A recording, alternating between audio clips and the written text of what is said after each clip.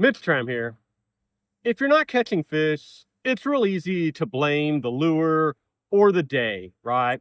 Wrong color, wrong size. Maybe you should have thrown a crankbait instead of a Texas rig. Or, it's just a bad day today, right? And sometimes those are real problems. I'm not going to say they're not. But many times, or a lot of the time, the problem isn't in your tackle box and it's not the day. It's that you never should have been standing where you're standing in the first place, or fishing where you're fishing in the first place. In this video, I'm not going to really talk much about shade, cover, wind. I've got other videos that cover that very well, the conditions, the structure, those sorts of things. This one's going to focus on an issue that happens earlier than that. This is about how you end up in bad water without even realizing it, and how to catch that mistake before your first cast, not your 15th or 20th or 30th. And anglers don't always end up in empty water or dead water because they can't read water.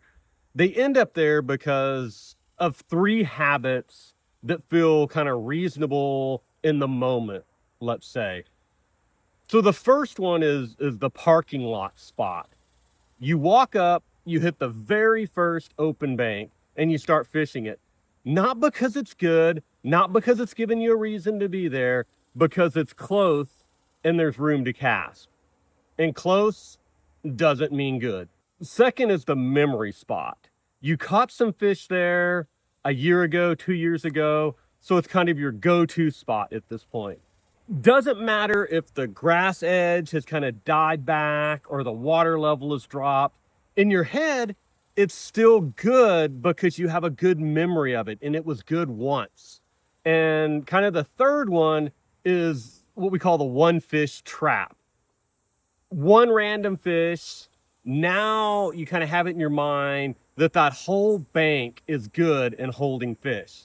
Now, none of this is really about not knowing what good water looks like. It's about not stopping to think through that question. And it's also about comfort and familiarity of an area. Now, when we talk about dead water or empty water, we're not saying there are zero fish in that area or that fish could never swim past. I'm saying that spot right now doesn't give fish much of a reason to be there. It could be a bare bank that looks the same for 100 yards, kind of the same depth, same sun coverage. You're not seeing bait, you're not seeing shade, there's no cover, there's just no change. Could a fish be there? Of course there could be a fish there. But I don't want to build my day around maybe there's a fish there. I want my cast going where there's a better reason for fish to be there. Some water, it deserves a quick check. Maybe you see one thing, so you make a few casts there, write a quick check. Some deserves really slowing down and working it hard. You see a lot of reasons to be there, so you kind of really work that area. And some never really gives you a reason to stop at all. You should just keep going.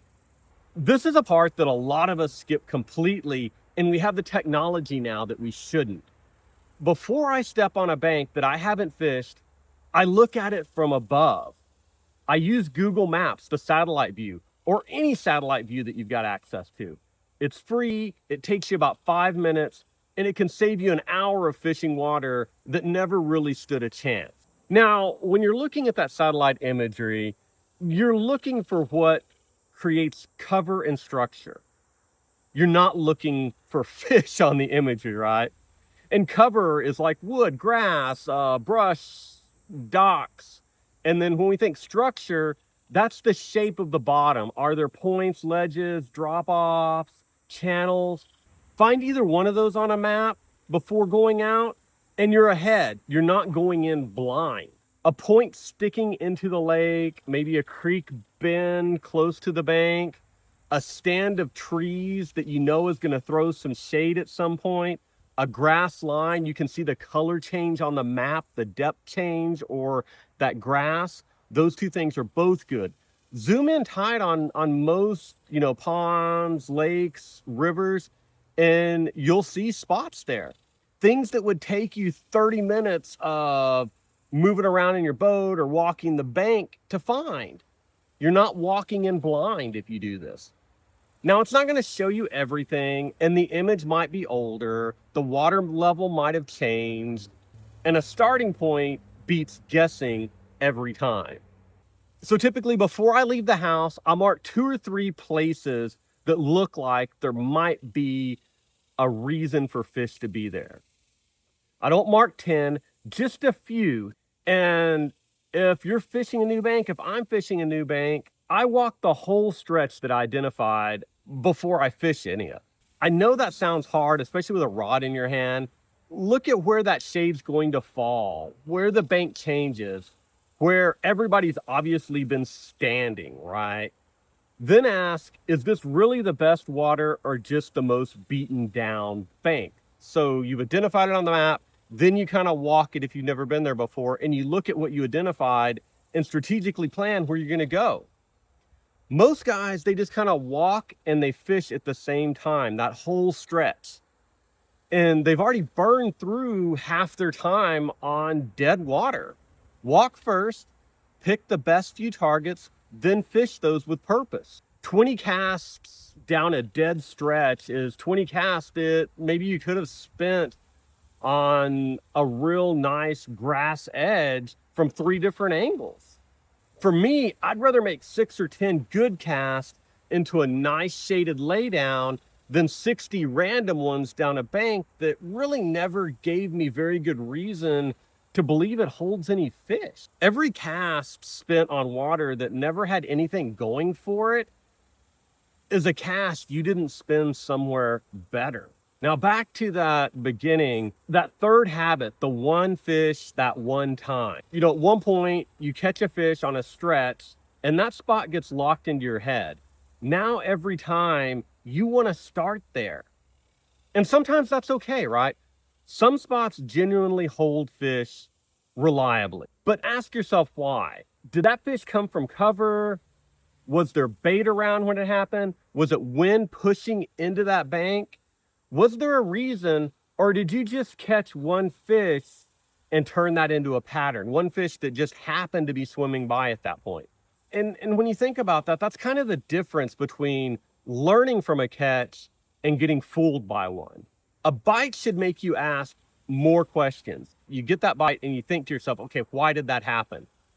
Good reasons or maybe not so good. Now, the lure, it does matter, but pick it after you've identified cover, structure, and the conditions. You could have the best lure in the world, and throwing it into water that never had fish near it is still just a great lure in empty water. So once the water has earned some cast, it shows me a reason to be there.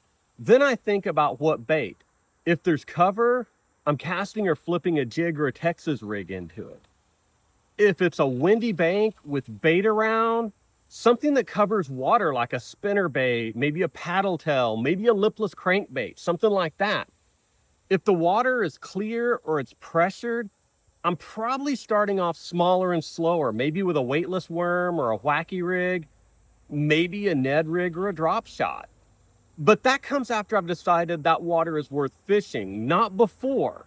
Pick the water first, then pick the bait that fits that water. More often than not, if you do that, you'll catch more. Now, next time you walk up to new water, before you think about the lures, why did you pick that spot? Did you pick it for a reason or because it was just close and easy? Did you look at it from above before you looked at it from the bank?